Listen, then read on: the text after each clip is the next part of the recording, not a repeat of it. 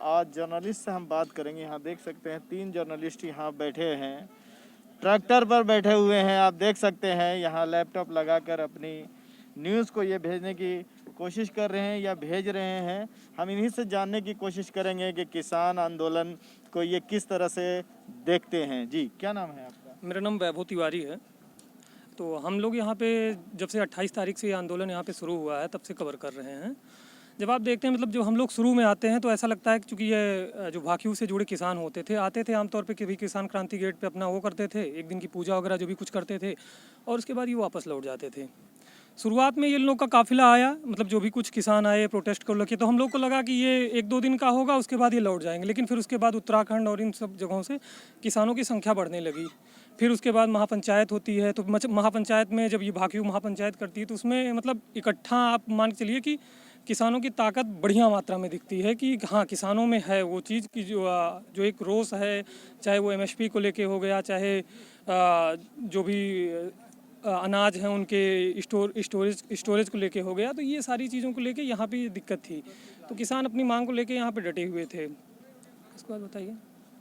नहीं, आप किस तरह से इसको देखते हैं? जैसे सरकार जो है अभी तक टाइम खींच रही है जी, बैठकें हो रही है, मगर इस पे निर्णय नहीं ले पा रही है। जी। जिस तरह से आप कह रहे थे कि अमेंडमेंट करेंगे, मगर यहाँ किसान जो कह रहे हैं ये बिल ही वापस चाहिए, तो आप किस तरह से देखते हैं? देखिए इसमें 2 चीज़ें हैं। पहली चीज़ तो ये किसान किसी भी तरीके से अमेंडमेंट्स पे तैयार नहीं है। जो आप बात करेंगे किसानों से तो किसानों का सीधा सा है कि हम अमेंडमेंट्स को मतलब मानेंगे नहीं, आप तीनों के तीनों कानून निरस्त कर दीजिए। दूसरी तरफ गवर्नमेंट का आप जब सारी चीज़ें देखते हैं तो गवर्नमेंट भी अमेंडमेंट को तैयार है लेकिन वो झुकने को नहीं तैयार है।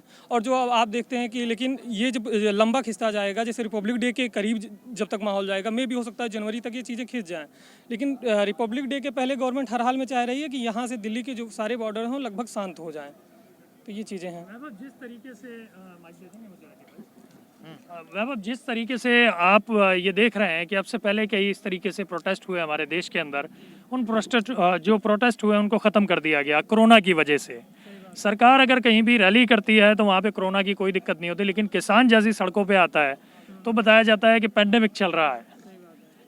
एक बात ये होती है, और दूसरी बात ये है कि जो डेमोक्रेसी का चौथा पिलर है जो आपके पेशे से जुड़ा हुआ है, क्या मीडिया ईमानदारी से किसानों की आवाज़ को उठा पा रही है?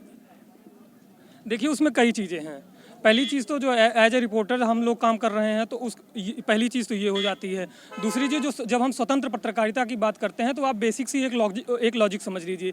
जितने मीडिया बड़े संस्थान हैं सबके जो मालिकान हैं वो कहीं ना कहीं बड़े बिजनेसेस से जुड़े हुए हैं। जैसे मैं आपको एक अगर एक आपको एग्जांपल दूं, जैसे आप मान लीजिए मैं हूं कोई किसी मीडिया संस्थान का मैं मालिक हूं, तो मेरे 10 और बिजनेस होंगे या फिर जो फर्म होंगी, इंडस्ट्रीज होंगी, तो उसको उन 10 को बचाने के लिए मैं एक मीडिया संस्थान लाता हूँ। मीडिया संस्थान लाने से क्या होता है? पहली चीज़ तो आप सत्ता के लोगों के करीब हो जाते हैं। दूसरी चीज़ प्रशासन में आपकी चीज़ें बढ़िया होती रहती हैं। तो अच्छा, अगर आपको 10 धंधे आप अपने बचाने हैं तो आप एक धंधे में सरकार के लिए थोड़ी चीज़ें करते जाते हैं, तो इससे क्या होता है आपके वो 10 धंधे सुरक्षित रहते हैं। सीधी सी बात कहने का मतलब है, जब खाटी पत्रकारिता के लोग मीडिया पेशे से या फिर उसके मालिकान होंगे तो आप कह सकते हैं कि इससे बेहतर पत्रकारिता हो सकती है तब।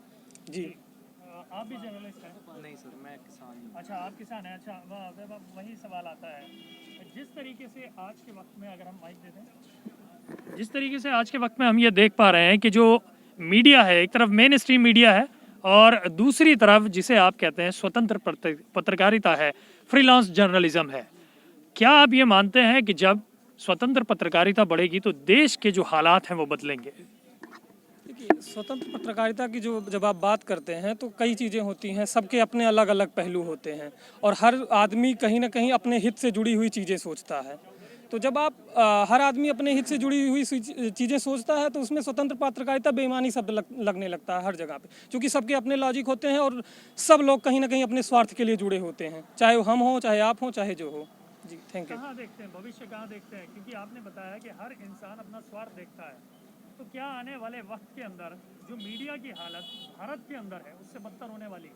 मीडिया की हालत बदतर नहीं। देखिए अगर आप ये चीज़ कहते हैं तो अब हर सिक्के के मैं 2 पहलू मानता हूँ। जैसे अगर आप कहते हो एक तरफ खराब है, लेकिन यही मीडिया है जो किसान मूवमेंट या फिर सारी चीज़ें हैं सारे देश में बढ़ रही हैं, तो यही चीज़ है ना। तो लेकिन किसानों का कहना है जो मेन स्ट्रीम मीडिया है वो जो उनके सच में मन की बात है जी। वो नहीं दिखा रहे। देखिए उसमें कई चीज़ें हैं। मीडिया अगर बात ना पहुंचाती होती, आप मीडिया के पैसे पे सीधा सीधा सवाल खड़ा कर रहे हैं। आप भी उसी मीडिया संस्थान से जुड़े हैं, हम भी उसी मीडिया संस्थान से जुड़े हैं। अगर मीडिया के ऊपर आरोप बहुत ना सारा है, मीडिया देखिए हमें ये बात करनी पड़ेगी। देखिए जो काम करेगा आरोप उसके ऊपर लगेंगे। आप भी तो उसी मीडिया संस्थान से हैं, आप भी यहाँ इंटरव्यू करने आए हैं तो उसी मीडिया संस्थान से हैं। अगर ये चीज़ें ना होती तो शायद आप हमारे बीच में ना होते और या फिर हमसे आप बात करने ना की कोशिश ना करते। तो आप भी वहीं के हैं, हम भी यहीं हैं। अगर गांव है तो गांव में लोग रहेंगे, खाएंगे पिएंगे, लड़ाई झगड़े भी होंगे, तो सारी चीज़ें हैं। आखिर ये किसान कैसे मीडिया पे भरोसा किस तरह से ये करे, दिल कैसे मीडिया जीत पाए इन किसानों का? अरे यार भाई साहब मीडिया तो ऐसे ही हम लोग की दिल जीत रहा है। जैसे आप किसान हैं, हम लोग कवरेज कर रहे हैं, ये मान रहे हैं कि हम बेहतर काम कर रहे हैं, और क्या चाहिए। तो हर चीज़ें अलग अलग चीज़ें हैं, आप जैसे जो सोचिएगा वही से चीज़ें मिलती चली जाएंगी आपको। जी।